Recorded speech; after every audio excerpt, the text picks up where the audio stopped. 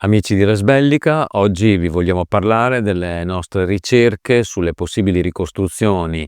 di creste in crine di cavallo per elmi di tipo greco del periodo classico e le loro ricostruzioni basate sulle conoscenze che attualmente disponiamo sull'argomento.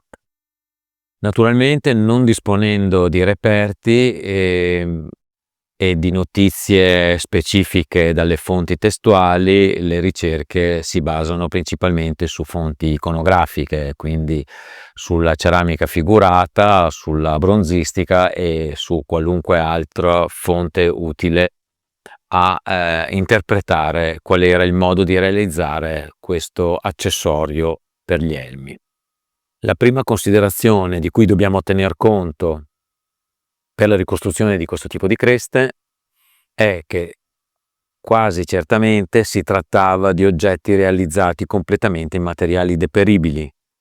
non essendo stato rinvenuto alcun reperto che possa essere riferibile a questo oggetto, a questo tipo di accessorio.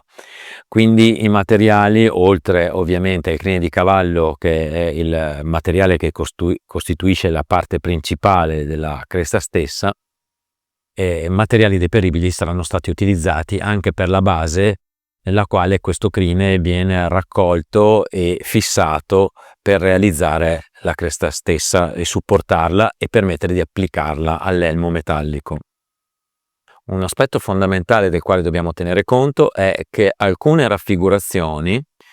ci rappresentano queste creste con un basamento che è evidentemente molto flessibile. Infatti vengono raffigurate in alcuni casi non già montate sull'elmo al quale sono destinate, bensì in mano ad una persona che le tiene appese per un'estremità, o meglio sospese, e ce le mostra più o meno in questo modo, in cui la cresta è quasi completamente stesa, ma andrà a formare un arco una volta che verrà applicata all'elmo. Ora, per ottenere un supporto di questo tipo abbiamo evidentemente necessità di utilizzare dei materiali flessibili, e una ipotesi è stata proposta da alcuni ricostruttori e pubblicata sul gruppo Facebook The International Hoplite Discussion Group, realizzata appunto utilizzando del cuoio come supporto per la base e ipotizzando che il motivo decorativo a scacchi di questa base fosse ottenuto tramite un intreccio di strisce di cuoio che formavano appunto la base stessa. Noi abbiamo seguito con molto interesse questa ricostruzione e abbiamo proposto un modello di cresta realizzato sulla base di questa metodologia, che abbiamo appunto riprodotto e poi applicato ad alcuni elmi, cercando di utilizzare allo stesso tempo, anche in queste situazioni, un sistema di fissaggio della cresta all'elmo che fosse il più storicamente verosimile possibile, e abbiamo infatti applicato in quel caso agli elmi alcuni supporti metallici, in generale gancetti o danelli nella parte frontale e posteriore, che permettessero di fissare con dei legacci la cresta all'elmo stesso, e in un caso dei supporti metallici al centro della calotta che permettessero di fissare l'eventuale movimento laterale della cresta stessa. In un altro caso invece con della pece che funge da collante, da mastice, per fissare appunto la cresta in modo tale che non abbia possibilità di oscillare lateralmente sulla calotta dell'elmo. Abbiamo poi però preso in considerazione un ulteriore elemento necessario per poter proporre una ricostruzione verosimile,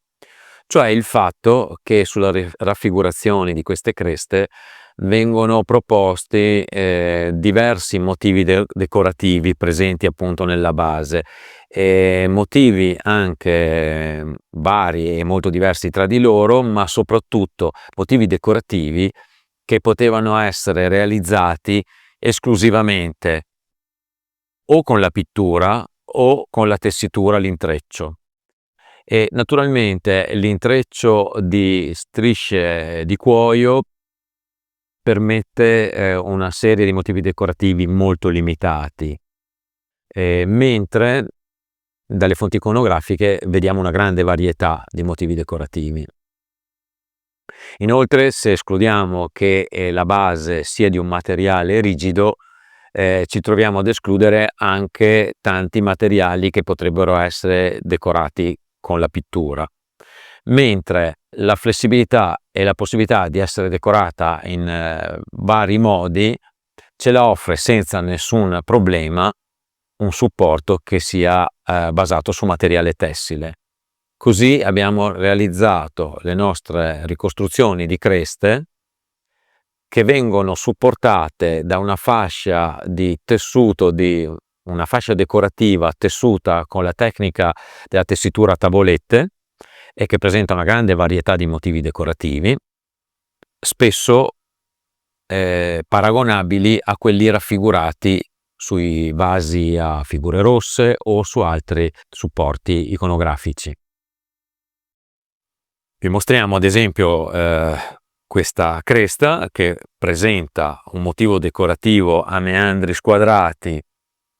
colloquialmente denominato anche motivo a greca, proprio perché è così ampiamente utilizzato nella decorazione di qualunque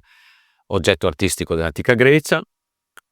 E quindi abbiamo realizzato questo tipo di cresta con una parte in pelle o cuoio che serve a fornire un supporto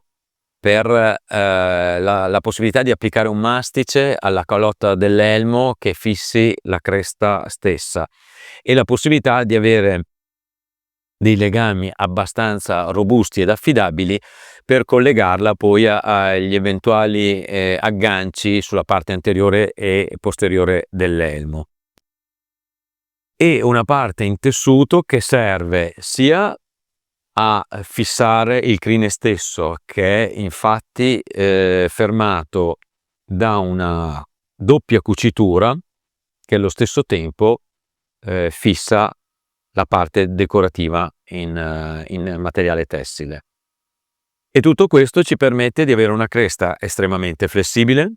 che riproduce esattamente quello che noi vediamo nell'iconografia, permette di adattarsi a qualunque elmo, permette di essere fissata o rimossa anche piuttosto agevolmente. In questo caso specifico poi abbiamo voluto tentare la ricostruzione di un tipo di cresta a 3 ordini, in cui praticamente una parte centrale presenta dei crini più alti